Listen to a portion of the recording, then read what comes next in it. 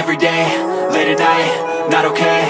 All I want, and I pray, all I need are some better days. Fuck me, I'm looking in the mirror, so foggy, but I've never seen clearer. I don't really think anyone can save me, and honestly I'm not really sure I want saving. I like to be my own worst enemy. There's no risk if you don't try at anything, so I'ma just keep buying everything. See you in the next life, have to be a better me. I don't think that my head's on straight, gotta flip it and grip it and go and get an x-ray.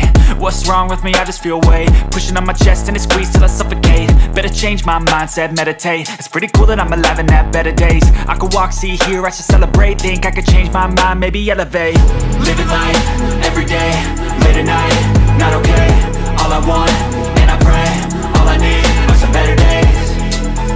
Yeah, all I need are some better days. Cause all I want, and I pray, I believe in the better days. I'm kinda stuck between a rock and a hard place. Do I work hard, or live at my pace? You're only young once, yeah that's all great, but I also want a future where I'm okay. Living life is doing lots of cocaine. Wait no, it's living with no